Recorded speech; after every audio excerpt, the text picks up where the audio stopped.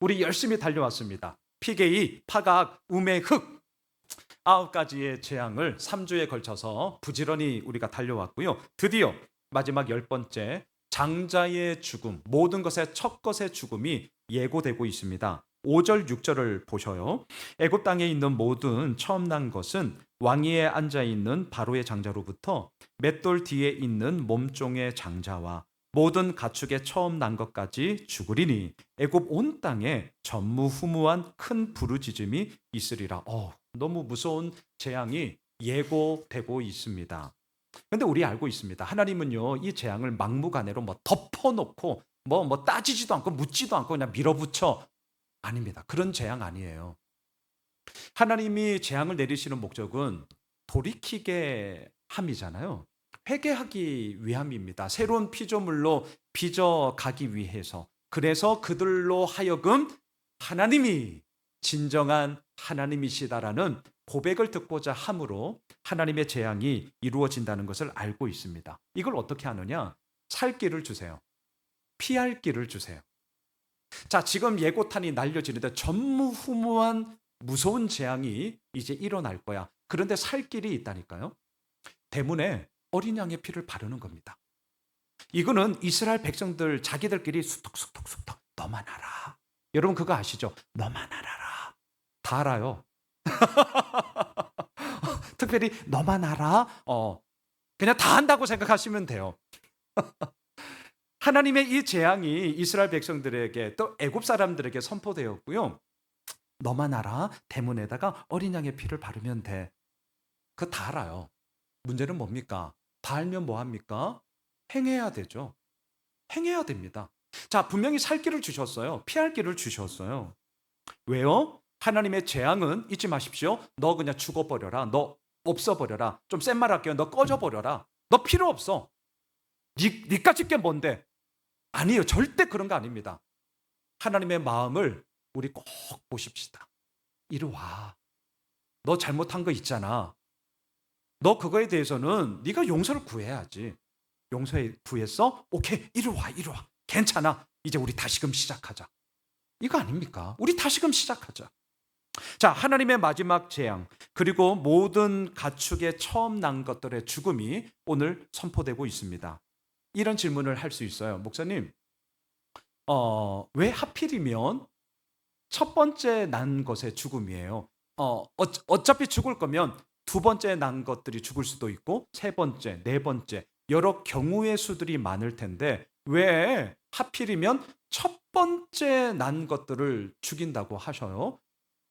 자, 이런 질문 할 수 있잖아요. 제가 답부터 말씀을 드릴게요. 성경에서 말하는 첫 번째라는 의미는요, 단지 순서적으로 첫 번째, 두 번째, 세 번째 할 때의 그 첫 번째가 아니라 성경에서 말하는 언제나 첫 번째라는 것은 모든 것들을 다 아우르고 모든 것들을 다 포함하는 대표성의 의미를 가지고 있습니다. 그래서 우리가 헌금 가운데 10의 1조를 드리는데 보셔요. 이 10의 1 할 때 1이 뭡니까? 10의 10 다 하나님의 겁니다. 하지만 우리도 이 땅을 살아가면서 먹고 살아야 하니 10의 9는 우리 다 쓰잖아요. 말은 10의 10 다 하나님 겁니다. 하지만 저도 똑같습니다. 10의 9는 제가 다 써요. 그리고 10의 1 대표성의 의미로서 하나님께 드리는 거란 말이죠. 자, 지금 마지막 10번째 재앙, 장자, 첫 번째 아들, 가축의 첫 번째 낳은 것들 다 죽을 거야. 이것은요, 무슨 의미냐? 다음 세대, 우리의 유업을 이어가야 할 자녀들 세대의 무너짐, 자녀들 세대의 죽음을 뜻합니다. 단지 첫째 아들이 죽어서 이게 아니에요. 그것도 슬프지만 모든 세대의 죽음, 모든 세대의 무너짐을 의미한단 말이죠. 그래서 바로 왕이 어떻게 합니까? 피게이, 파가악, 우메, 흑, 지금까지 보았던 9가지 재앙에는요 버텼어요. 애굽의 바로 왕도 진짜 대단해요. 버텼어요. 그런데 이 마지막 재앙 앞에는 무릎 꿇습니다. 못 버텨요. 왜요? 이 의미를 알았거든요. 다음 세대의 무너짐, 내 자녀라고요. 내 자녀. 단지 첫째 아들 이런 의미가 아니에요. 모든 자녀들이 무너져요.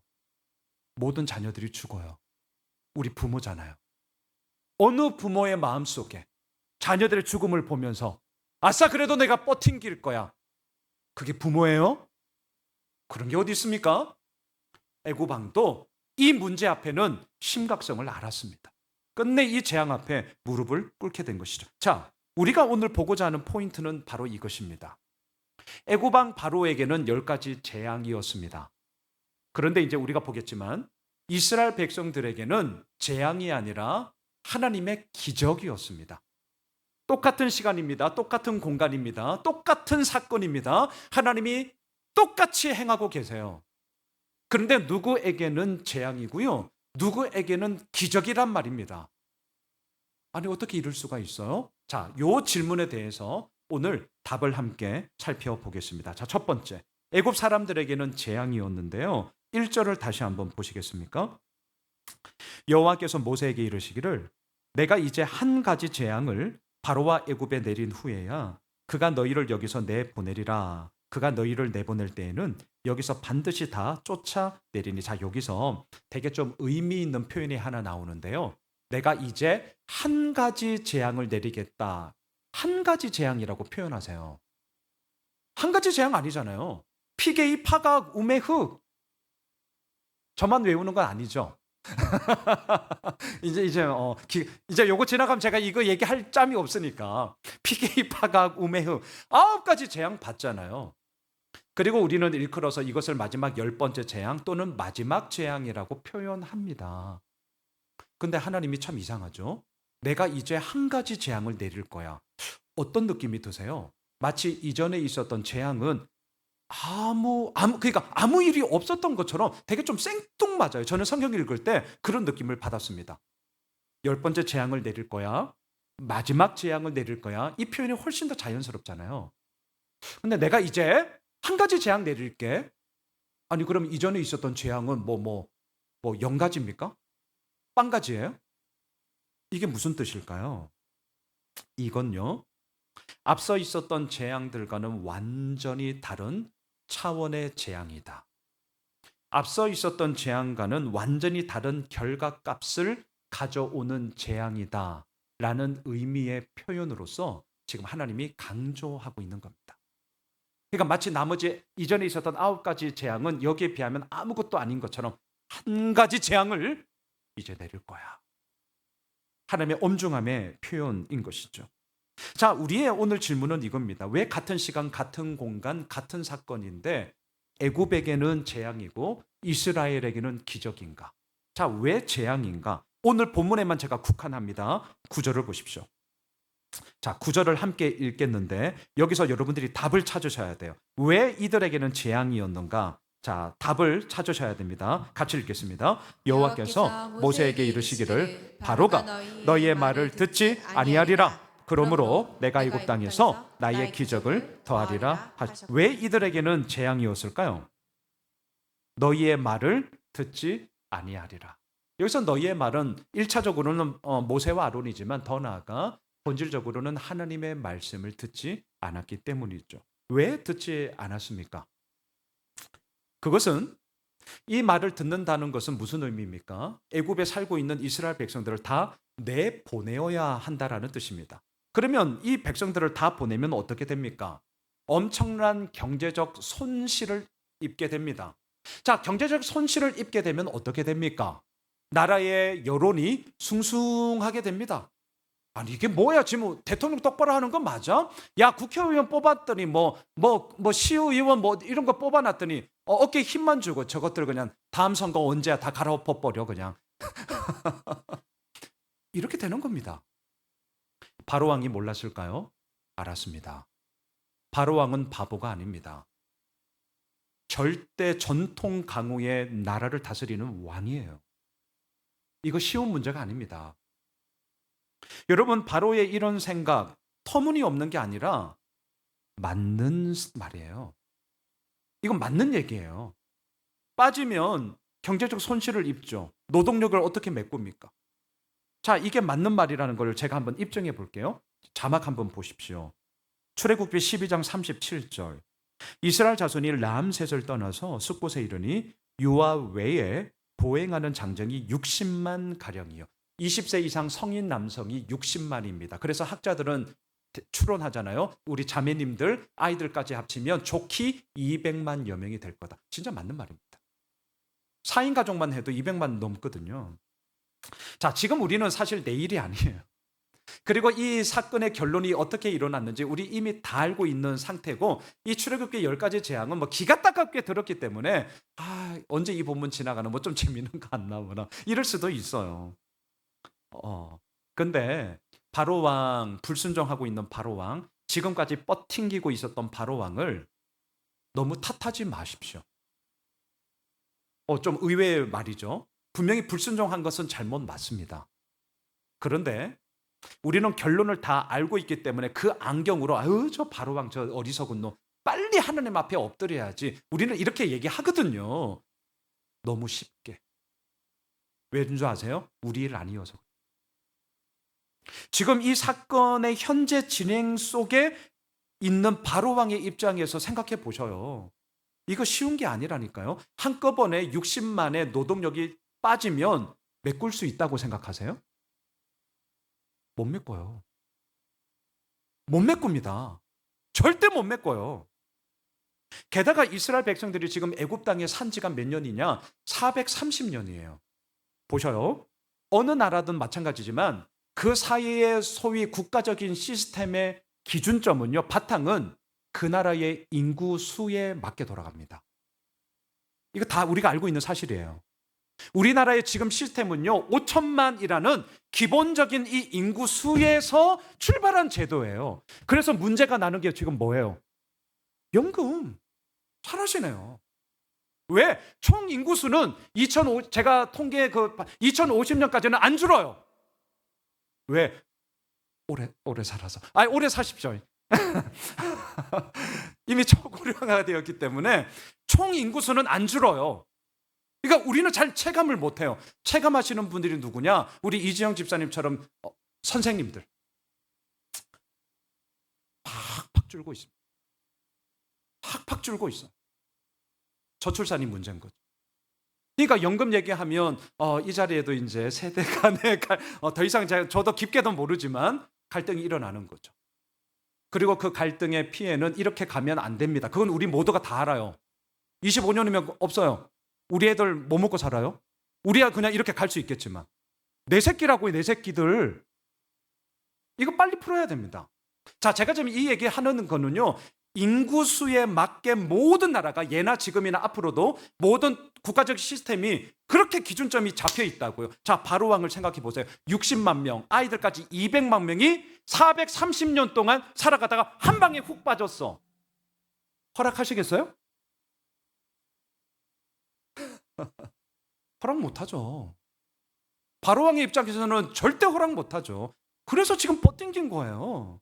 이거 남의 얘기라고 쉽게 얘기하면 안 됩니다. 저 어리석은 놈 이러시면 안 돼요.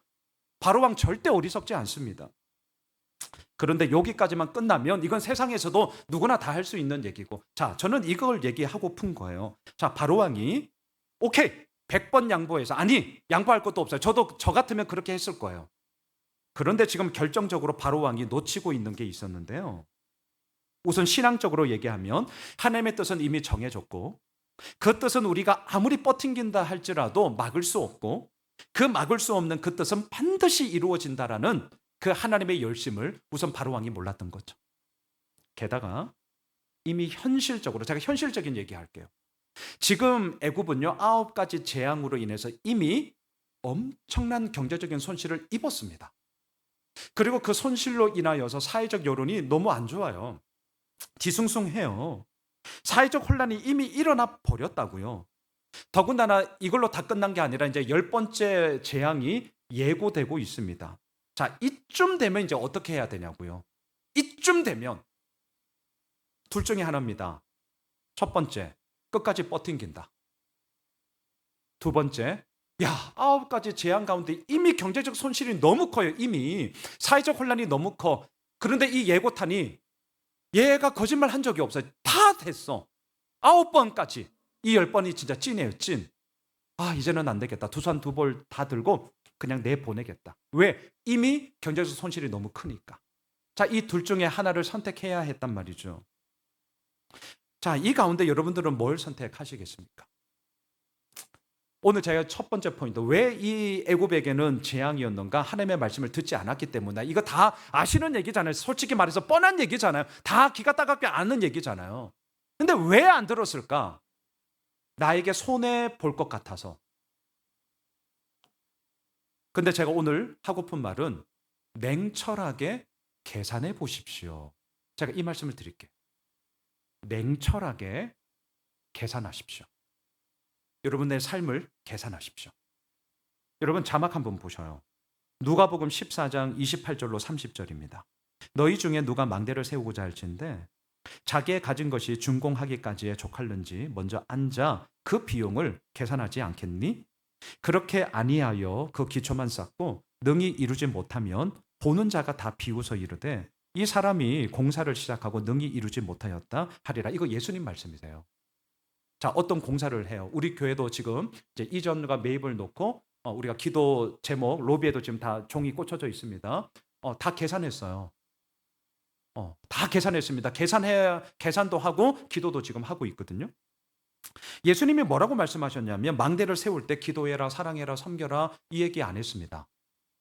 아니, 물론 오해는 하지 마십시오. 기도해야죠. 섬겨야죠. 사랑해야죠. 그런데 기도만 하면 안 됩니다. 오해하지 마셔요. 잘 들어주세요. 기도만 하면 안 돼요. 예수님이 말씀하셨어요. 계산해 보라고. 뭘? 지금 네가 갖고 있는 게 얼마야? 그리고 앞으로 그거 다 완공하려면 어느 정도 비용이 소요될 것 같아. 계산해. 예수님이 말씀하세요. 자, 지금 이거를 바로왕에게 제가 적용하겠습니다. 왜 바로왕이 재앙을 얻었는가? 하나님의 말씀을 듣지 않았기 때문이다. 왜 듣지 않았는가? 손해볼까 봐. 오케이, 여기까지는 오케이. 누구나 다 이해할 수 있어요. 그런데 이미 그의 현실 가운데 9가지 재앙으로 경제적 손실을 입었다고요. 제가 이걸 안 입었으면 제가 이 얘기 안 할 겁니다. 근데 이미 입었어요. 이미 사회적 혼란이 너무나 커요. 이쯤 되면 어떻게 해야 됩니까? 둘 중에 하나, 끝까지 버팅긴다, 내보낸다. 냉철하게 계산해야 된다고요. 내보내야 됩니다. 우리는 이미 답을 알고 있기 때문에 내보내야 돼요. 그게 이집트의 그나마 이익을 그나마 얻을 수 있는 차선의 선택이었죠. 차선의 선택. 자, 오늘 첫 번째 포인트. 왜 바로와에게 재앙이었는가? 듣지 않아서다. 그리고 더 나아가 냉철하게 계산하지 않아서다. 제가 그래서 오늘 찬송가 429장을 선곡한 이유가 이겁니다. 세상 모든 풍파 너를 흔들어 약한 마음 낙심하게 될 때가 있습니다. 오늘 목장에서 좀 나눠주세요. 그럴 때 우리 어떻게 해야 되느냐? 내게 내려주신 주의 복을 세어 보아라. 계산해 보라는 겁니다. 그때 뭘 알게 되느냐? 주님의 진정한 복이 어떻게 내 삶을 여기까지 이끄셨는지를 우리는 알게 될 것. 저는 목자님들에게 토요일 이제 새벽 기도 끝나고 마지막 준비를 할 때 저도 목자 나눔지에 다 저의 얘기도 써서 나누어요. 저도 계산해 봤는데 아내랑 왕왕 얘기하는데요. 물론 목사의 삶이 좀 결이 그래도 일반적인 결하고는 좀 달라요. 그거는 좀 전제를 깔고요. 달라요. 근데 계산을 하면 계산이 사실은 안 돼요. 이게 목사여서 그런가 뭐 그럴 수도 있을 겁니다. 하지만 단지 목사여서만 그런가 그렇지는 또 않을 겁니다. 여하튼 계산해 봐요. 계산이 안 돼요. 진짜 계산이 안 돼요. 제 삶은. 그런데 중요한 거는 근데 살고 있다는 거죠. 그럴 때에 고백할 수밖에 없습니다. 내게 주신 복을 세어 보아라. 주의 크신 복을 내가 알리라. 두 번째. 이스라엘에게는 기적이었습니다. 오늘 본문 9절을 다시 한번 보십시오. 여호와께서 모세에게 이르시기를 바로가 너희의 말을 듣지 아니하리라. 그러므로 내가 애굽 땅에서 나의 기적을 더하리라 하겠고. 와, 누구에게는 재앙이었지만 이스라엘에게는 나의 기적, 하나님의 기적이었습니다. 이걸 어떻게 알 수 있냐면 이스라엘 백성들이 살고 있던 고센 땅은 그동안의 재앙이 예외였거든요. 자막 한번 보세요. 출애굽기 10장 23절 그동안은 사람들이 서로 볼 수 없으며 자기 처소에서 일어나는 자가 없으되 온 이스라엘 자손들이 거주하는 곳에는 빛이 있었더라. 이스라엘 백성들이 사는 땅에만 이 재앙이 안 가는 겁니다. 직관적으로 모든 사람들이 다 보는 거죠. 하나님의 기적이 아니고서 어떻게 이런 일이 벌어질 수 있겠습니까? 고로 애굽에게는 재앙이었으나 이스라엘에게는 기적이었습니다. 자, 우리의 질문. 왜 그러한? 이유가 중요하죠. 이유. 오늘 본문 3절을 보십시오. 자, 여기에 이유가 있어요.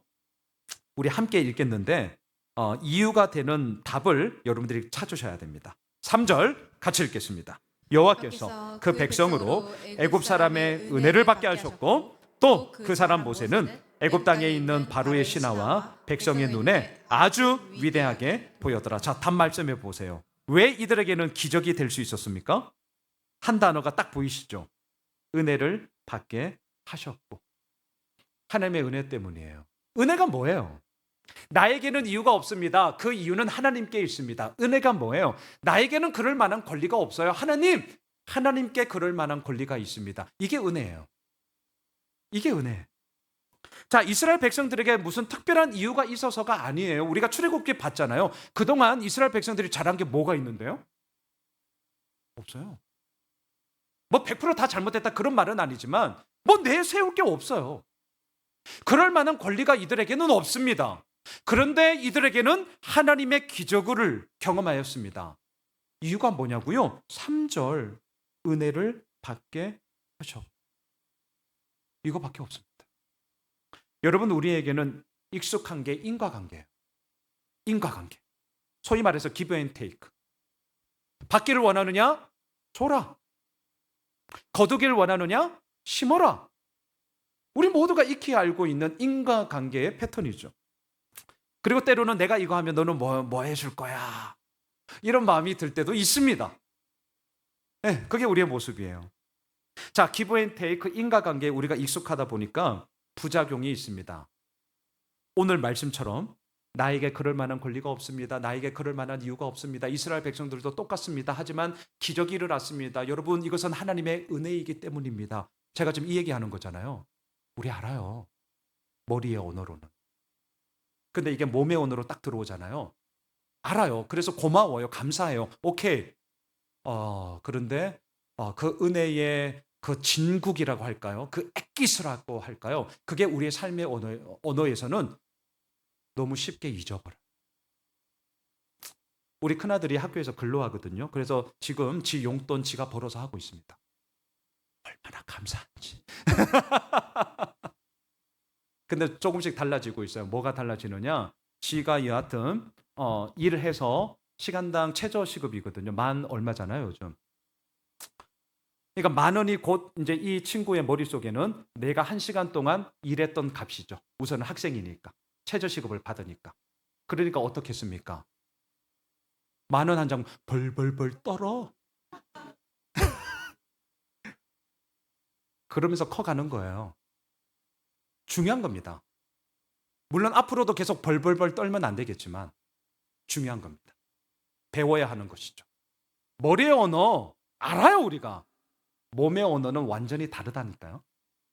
그 과정을 통해서 커가는 거죠. 자, 우리는 하나님의 은혜. 그런데 이게 쉽게 벌면 희한하게 쉽게 잃어버립니다. 쉽게 쓰게 돼요. 이러한 부작용이 하나님의 은혜도 우리들의 삶 속에 같이 이루어집니다. 하나님의 은혜가 뭐냐고요? 우리가 한 게 없는데 하나님이 하셨다는 거예요. 그러다 보니까 우리의 입장에서는 쉽게 여겨지죠. 그러다 보니까 쉬움을 넘어서서 우습게 여깁니다. 큰일 납니다. 다시요. 하나님의 은혜는 나로부터 이루어진 것이 아니다 보니까 우리가 부작용이 일어나는데 너무 쉽게 여겨요. 그냥 말로 그냥 떼어버린다는 거죠. 그런데 이 쉬움이 더 나아가 우스운 걸로 하나님의 은혜를 같이 절하를 해버립니다. 큰일 나요. 저는요, 목회자로서 이러한 우리들의 약점을 잘 알기 때문에 이거를 잘 써먹을 수 있는, 좀 이런 용어, 세상 용어 쓰면 매니지먼트를 할 수 있는 방법을 제가 알고 있습니다. 이렇게 관리하고 매니지를 여러분들을 막 해가는 거예요.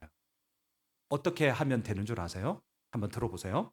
여러분, 순종하십시오. 순종하십시오. 그러면 재앙이 아니라 기적이 될 겁니다. 여러분, 교회 열심히 다니셔야 돼요. 주일 예배 빼먹으면 빼먹으면 큰일 납니다. 여러분, 착하게 사십시오. 그래야만 그에 상응하는 복을 받게 될 겁니다. 어떠세요? 뭔가 우리 마음에 막 팍팍 뭐가 와요. 막 정신 막 버쩍버쩍 돈다니까요. 제가 지금 이렇게 말하는 패턴이 우리가 이 세상을 살아가는 인과관계와 정확하게 들어맞는 패턴이거든요. 나의 인풋이 있을 때 아웃풋을 거두잖아요. 맞아요. 근데 여기서 제가 지적하고픈 건 잘 들어주세요. 나의 열심, 나의 공로, 나의 업적, 나의 인풋이에요. 기독교는 이렇게 얘기합니다. 하나님이 우리를 사랑하십니다. 고로 그 사랑에 힘입어 순종합시다. 하나님은 우리를 이 자리로 이끄셨습니다. 고로 그 이끌어주신 하나님께 감사하며 착하게 삽시다. 하나님이 우리를 지금 여기까지 숨 쉬면서 살아가게 하셨습니다. 고로 그 은혜를 힘입어 우리 열심히 주어진 일에 최선을 다합시다. 제가 오순만 바꾼 거예요. 이게 기독교입니다. 지난주 수요 저녁 예배 때도 우리 성장반 식구들이 있지만 마지막 성장반 그리스도인의 물질관을 얘기하면서 제가 이 말씀 드렸거든요. 세상은 오늘도 이렇게 얘기해요. 너 양순우, 너 무얼 가졌어? 얼마나 가졌어? 세상의 모든 관점이에요. 무엇을 가졌어? 얼마나 가졌어? 많이 가졌어? 자, 어순을 잘 보세요. 기독교는 이렇게 얘기합니다. 순웅아, 가진 것으로 뭐 하고 있어? 자, 지금 어순만 바꾼 거예요. 이게 기독교라니까요. 오늘 본문이 지금 그 얘기를 하는 겁니다.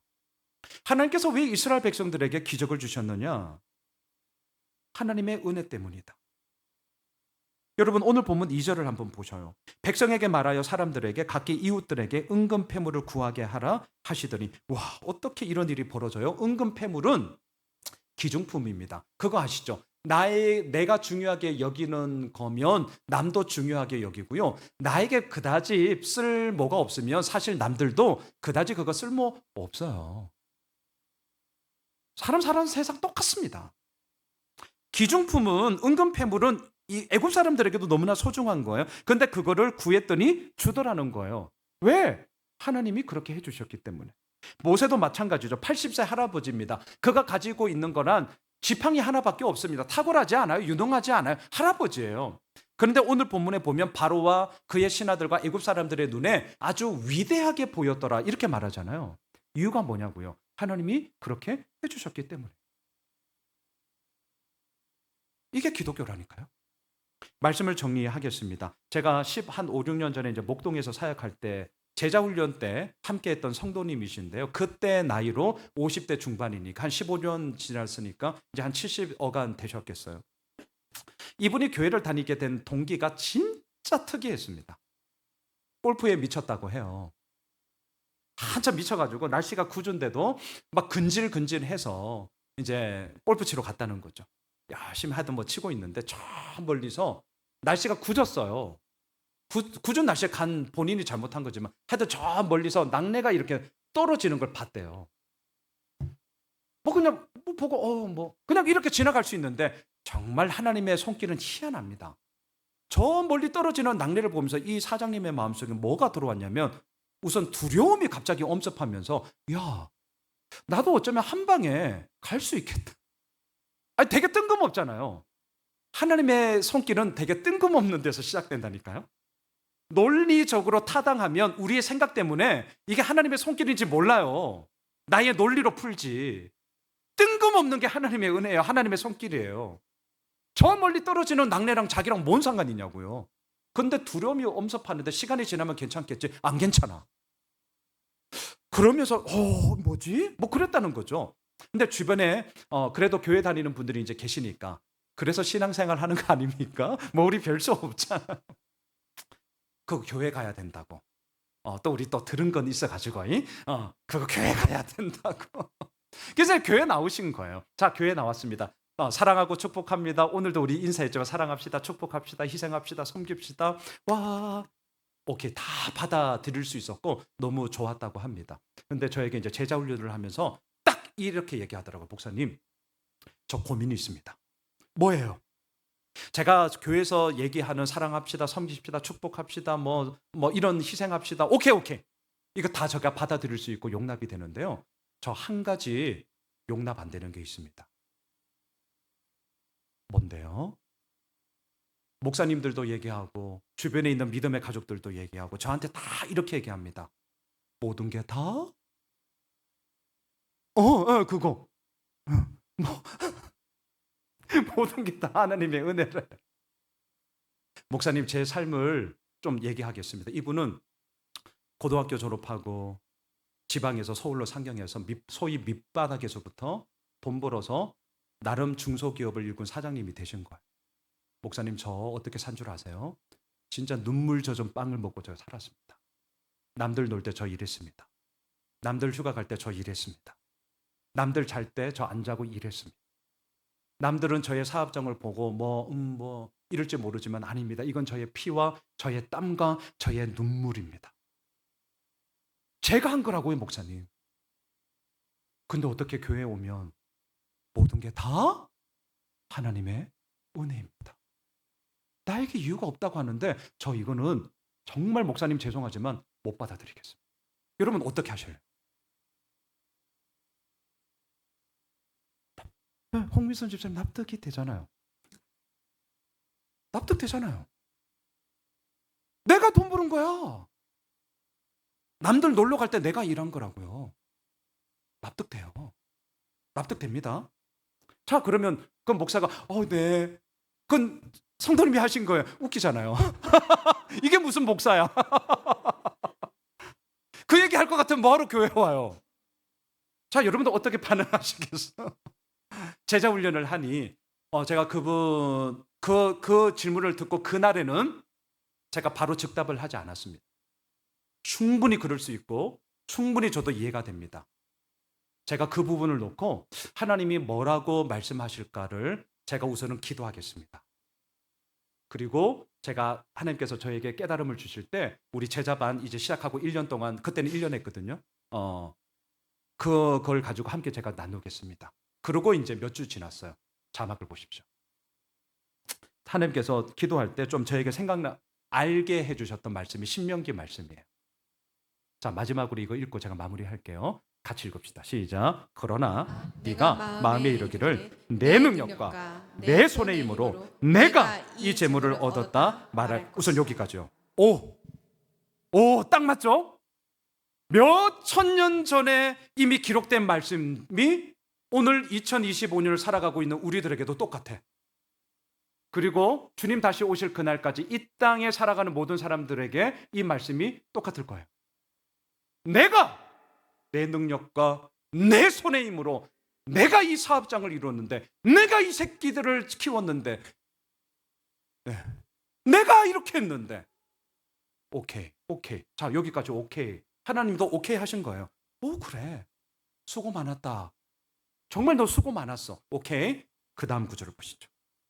18절이 같이 읽을게요. 내 하나님 여호와를 기억하라. 그가 내게 재물 얻을 능력을 주셨습니다. 이같이 하심은 내 조상들에게 맹세하신 언약을 오늘과 같이 이루려 하십니다. 내게 재물 얻을 능력을 주셨다. 이 말을 제가 그분에게 이렇게 바꿨어요. 사장님, 성도님, 사업 잘 되는데 그 거래처 어떻게 그렇게 잘 연결이 됐을까요?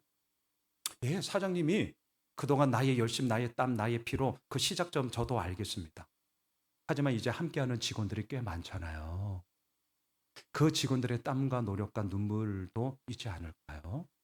아니, 어떻게 그 프로젝트가 저한테 기도 제목 주셨잖아요. 목사님, 지금 저희 회사에서 이거 하는데 목사님 좀 기도해달라.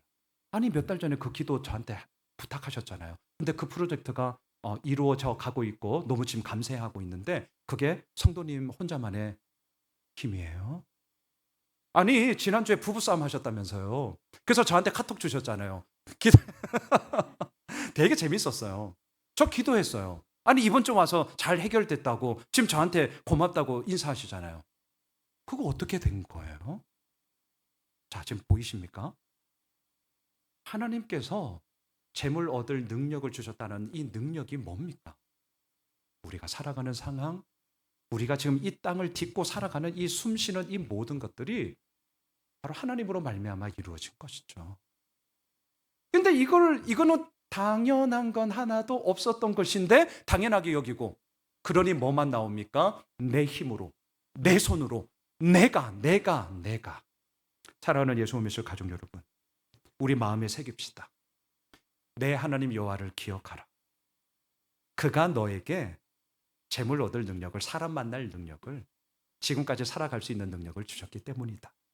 우리 마음에 새깁시다. 내 하나님 여호와를 기억하라. 그가 너에게 은혜를 받게 하셨느니라. 우리 마음에 새깁시다. 내 하나님 여호와를 기억하라. 그가 너에게 백성의 눈에 위대하게 보이게 하셨느니라. 하나님은 재앙이 아닌 기적으로 우리를 이끄십니다.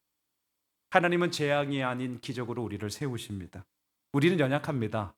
우린 넘어집니다. 하지만 그러하기 때문에 오늘도 우리는 한없는 주님의 은혜를 바라봅시다. 그리고 다 하나님의 은혜인 것을 우리 잊지 맙시다. 그리고 그 하나님은 오늘도 재앙이 아닌 기적으로 우리를 이끄실 것입니다. 다 함께 일어나셔서 주여 우린 연약합니다.